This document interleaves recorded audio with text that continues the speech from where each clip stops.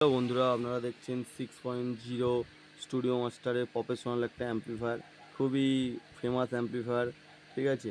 Base বাজানোর জন্য খুবই ভালো, কিন্তু অ্যাম্পলিফায়ারটা আমার কাছে রিপেয়ার হতে এসেছে। অ্যাম্পলিফায়ারটার প্রবলেম, চ্যানেল এতে যখন ভলিউম বাড়ানো হয় তখন সাউন্ড হতে গিয়েই স্টার্ট করে মিউটিংয়ে চলে আসছে, কিন্তু 2 নম্বর চ্যানেল ভালোভাবেই সাউন্ড হচ্ছে। তাই চ্যানেল এটাকে আমি খুলে নিয়েছি আগেই, ঠিক আছে।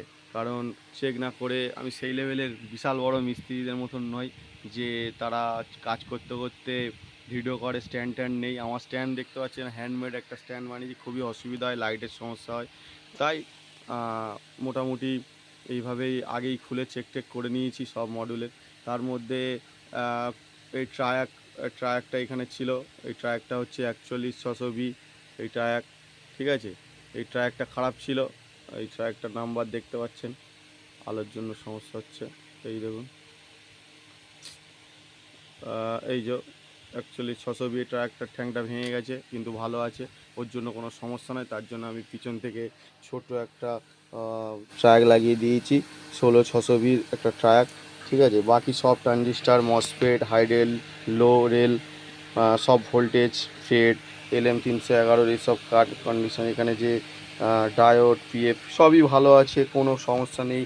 এখানে ইনপুট সিগন্যালের অফ অ্যাম্প 55-32, যেগুলো 55-32 বলে, এই যে আইসি ফাইসি সবই ভালো আছে, কোনো অসুবিধা নেই। কিন্তু তারপর অনেক চেক করার পরে বুঝলাম যে মডেলে কোনো সমস্যা নেই, ঠিক আছে। তারপরে আমি সিগন্যাল বোর্ডের দিকে চলে গেলাম, ব্যাক প্যানেলে ক্রসওভার সিস্টেম বোর্ডের দিকে। এখান থেকে সিগন্যাল আসছে। আমি ভাবলাম প্রথমে ভলিউম কন্ট্রোলের সিগন্যাল বোর্ড খারাপ আছে, কিন্তু দেখলাম না। আমি কারণ চ্যানেল 2 ভলিউম কন্ট্রোল এফআরএ জ্যাক লাগিয়ে এক্সচেঞ্জ করে দেখে নিয়েছি যে ভলিউমের জন্য কোনো সমস্যা নেই। তারপরেই আমি ব্যাক প্যানেলে এলাম। ব্যাক প্যানেলে আসার পরে দেখছি ব্যাক প্যানেলেরও একইভাবে আমি এদিকে কানেকশান, ওদিকে দেখুন এখনও করে রেখেছি, ক্রস কানেকশান চেক করছিলাম, ঠিক আছে। করার পরে দেখলাম এর অপ অ্যাম্পগুলোর সাপ্লাই এখান থেকে এসছে। এই দেখুন সাপ্লাই 15 ভোল্ট, -15 ভোল্ট প্লাস, সেটা সামনে এসএমপিএস লাগানো আছে।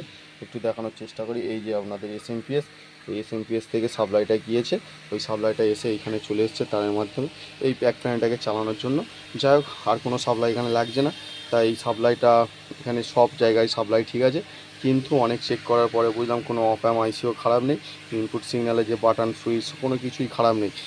মোটামুটি দেখলাম লাস্ট পর্যন্ত আমার এই আইসিটা খারাপ আছে। এই আইসিটার নাম্বার হচ্ছে আপনার হচ্ছে, দেখে একটু বলি, ভুলে গেছি নাম্বারটা।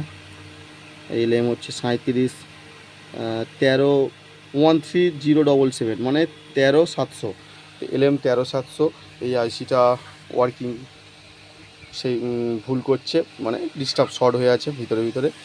লিমিটার, প্রোটেক্ট, সব ধরনের প্রোটেকশানের কাজ করে কিছুটা, ঠিক আছে। ব্যাক প্যানেল অপারেটিংয়ে এই আইসিটা পুরো ওয়ার্কিং ভালো আছে। যাই হোক, আমি এপারে সিগন্যাল যখন ওপারে দিয়েছি একদম আমার সেট ওয়ার্কিং রেডি করছে একদম খুব সুন্দরভাবে, কোনো রকম। তখন আবার যখন আমি ঘুরিয়ে ক্রস কানেকশান করেছি তখন চ্যানেল 1-এর যে গন্ডগোলটা হচ্ছিলো চ্যানেল 2-তে হচ্ছে। তার মানে আমি একদম কনফার্ম যে আমার ব্যাক প্যানেলের এই সমস্যা। অনেক চেক করার পরে দেখলাম যে এই আইসিটা খারাপ হয়ে আছে, আইসিটা শর্ট হয়ে গেছে। তার জন্য সং তো ঢুকছে কিন্তু প্রোটেক্ট মোডে করে দিচ্ছে। তাই আমি আইসিটা এখনও চেঞ্জ করিনি, কারণ আইসিটা আমার কাছে নেই। এই আইসিটা আনতে দিয়েছি, আইসিটা এসে গেলে চেঞ্জ হয়ে যাবে, আপনারা ধরে নিন। একদম ওকে, সেট ওয়ার্কিং, ঠিক আছে, কোনো সমস্যা নেই সেটে, ঠিক আছে। সেটের লাইন দিয়ে দেখি একদম অ্যাক্টিভ। এই দেখুন, আমি সেটের লাইনটা দিয়ে দিচ্ছি। এই দেখুন আমার সিরিজ বাল্ব একদম নর্মাল হয়ে গেল জোরের মতো লোড নিয়ে। এই দেখুন দুটো সেটেই অ্যাক্টিভ হয়ে গেছে, কোনো সমস্যা নেই। দেখতেই পাচ্ছেন এদিকে চ্যানেল এতেও, চ্যানেল বিতেও, ঠিক আছে। একদম আপনারা যদি এই ধরনের কোনো সমস্যায় পড়েন আপনারা এইভাবেই চেক করে নেবেন। নেওয়ার পরে ব্যাক প্যানেলে সমস্যার জন্য এটা হয়, প্রথমে ভলিউম চেক করে নেবেন। আর এই অপামের সাপ্লাইগুলো মাইনাস প্লাস 55-32 ইনপুটের, এইগুলো চেক করে নেবেন, প্রতিটা মডেল চেক করে নেবেন। নেওয়ার পরে তারপর ব্যাক প্যানেলে আসবেন। ফার্স্ট আসবেন না, কারণ ব্যাক প্যানেল থেকে খুবই কম এই সমস্যাটা হয়। তবুও আপনারা সব কিছু চেক করে আসলে এই আইসিটা খারাপ আছে পাল্টে দেবেন। এপারের যদি সমস্যা এই ধরনের হয় এপারের আইসি পাল্টাবেন, ঠিক আছে। একদম আপনাদের কাজ হবে। থ্যাংক ইউ আমার চ্যানেলে আপনাদেরকে ভিডিও দেখার জন্য, ধন্যবাদ। আমাকে সাপোর্ট করছেন যেভাবে, খুবই কম সময়ে আমি ভিডিও করছি আর আমার ভিডিও খুবই মানে আপনাদের হেল্পফুল হচ্ছে না আমি বুঝতে পারছি, কারণ গুছিয়ে বোঝানোর মতন ভিডিও এক্সপিরিয়েন্স আমার নেই।